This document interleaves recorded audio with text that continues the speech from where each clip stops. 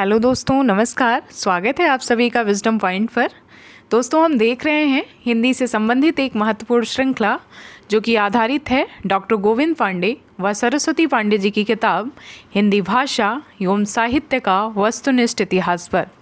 दोस्तों, ये वीडियोज़ आगामी परीक्षाओं की दृष्टि से बहुत ही उपयोगी हैं। आप जानते हैं कि आने वाले दिनों में UP TGT, PGT, LT grade, GIC प्रवक्ता, जीडीसी का भी फॉर्म आ गया है। असिस्टेंट प्रोफेसर की भी वैकेंसी आनी है। यूजीसी नेट की परीक्षा हर 6 महीने पे होती ही रहती है। तो इन परीक्षाओं की दृष्टि से ये वीडियोज़ बहुत ही उपयोगी हैं। दोस्तों, आज के इस वीडियो में हम देखेंगे समकालीन कवियों की महत्वपूर्ण काव्य पंक्तियों को, क्योंकि परीक्षाओं में काव्य पंक्तियों से भी 2-3 क्वेश्चन ज़रूर आते हैं। तो हमें कम से कम जो फेमस राइटर्स हैं और समकालीन कवियों में हम देखेंगे कि जो फेमस राइटर्स हैं उनकी महत्वपूर्ण काव्य पंक्तियों को ध्यान में रखेंगे। तो आइए शुरू करते हैं आज का ये वीडियो।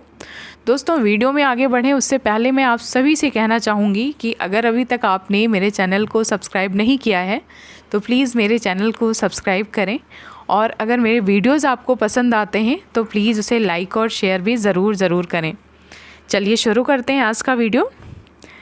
समकालीन कवियों में सबसे पहला नाम आता है दुष्यंत कुमार का, और दुष्यंत कुमार की पंक्तियाँ बहुत लोग कोट करते हैं क्योंकि इन्होंने कई ऐसे मुद्दे उठाए थे अपनी कविता के माध्यम से जो कि लोगों के दिल को छू जाते हैं। और ये सच में इन्होंने बहुत ही मार्मिक पंक्तियाँ लिखी हैं। इनकी लिखी हुई जो गज़लें हैं, इनकी जो कविताएं हैं, वो अगर मैं कहूँ तो विशेष रूप से मुझे भी बहुत पसंद हैं। तो आइए देखते हैं दुष्यंत कुमार जी की पंक्तियों को। कहाँ तो तय था चरागां हर घर के लिए, कहाँ चिराग मयस्सर नहीं शहर के लिए। कितना बड़ा व्यंग है। इन्होंने अपनी कविता के माध्यम से कितनी शालीनता से कहा है कि कहाँ तो तय था चिरागां हर एक घर के लिए, कहाँ चिराग मयस्सर नहीं शहर के लिए। ये उन नेताओं को कोट करते हुए कहते हैं जो बड़े बड़े दावे करते हैं और जब इलेक्शन जीत जाते हैं तो वो उनके सारे दावे खोखले पड़ जाते हैं। पहले तो बढ़ बढ़ के चीज़ें बोली जाती हैं और बाद में जब उसकी परिणति की बारी आती है तो सारी चीज़ें, सारे दावे ऐसे धरे के धरे रह जाते हैं। एक और महत्वपूर्ण पंक्ति है इनकी। हो गई है पीर पर्वत सी पिघलनी चाहिए, इस हिमालय से कोई गंगा निकलनी चाहिए, सिर्फ हंगामा खड़ा करना मेरा मकसद नहीं, मेरी कोशिश है कि ये सूरत बदलनी चाहिए। बहुत ही प्यारी लाइन है इनकी। अगली पंक्ति है, मत कहो आकाश में कोहरा घना है, या किसी की व्यक्तिगत आलोचना है। तो ये पंक्तियाँ थीं दुष्यंत कुमार जी की। अब हम देखेंगे सुदामा पांडे, जिनका कि उपनाम धूमिल है।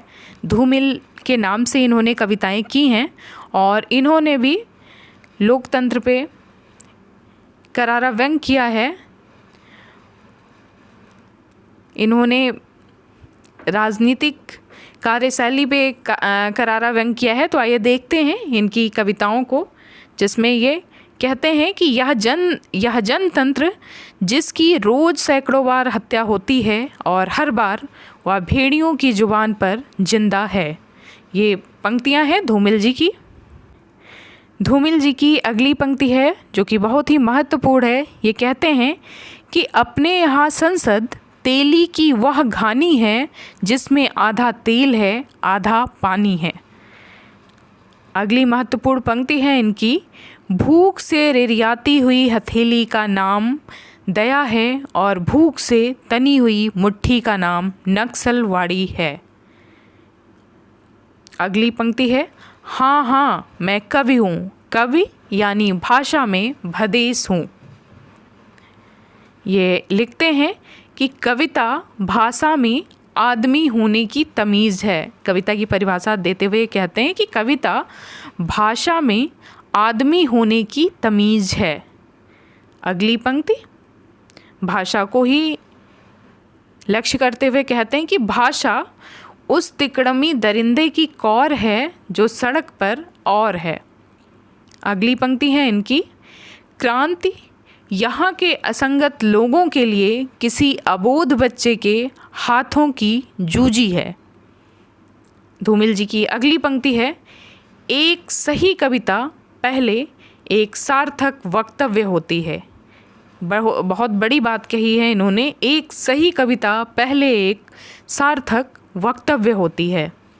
अगली पंक्ति है, कविता शब्दों की अदालत में अपराधियों के कटघरे में खड़े एक निर्दोष आदमी का हलफनामा है।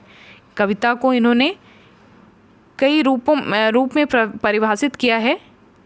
एक रूप इसका ये भी है कि कविता शब्दों की अदालत में अपराधियों के कटघरे में खड़े एक निर्दोष आदमी का हलफनामा है। अगली पंक्ति है धूमिल जी की, अब उसे मालूम है कि कविता घेराव में किसी बौखलाए हुए आदमी का संक्षिप्त एकालाप है।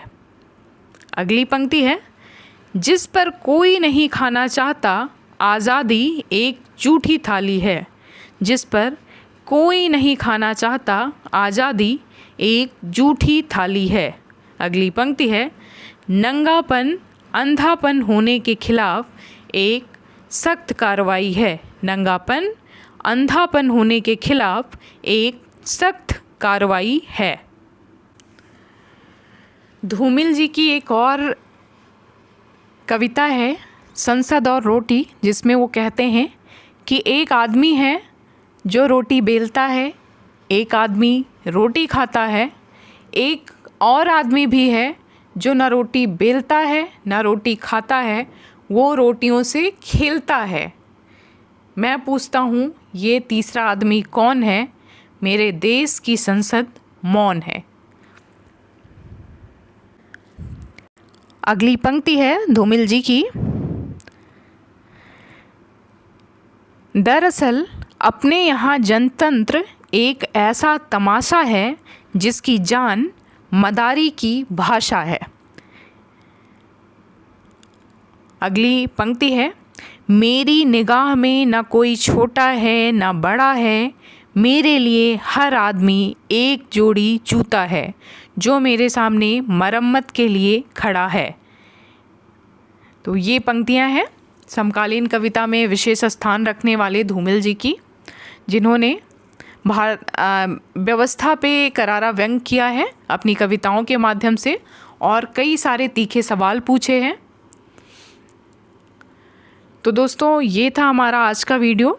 मिलते हैं अपने अगले वीडियो में, तब तक के लिए नमस्कार।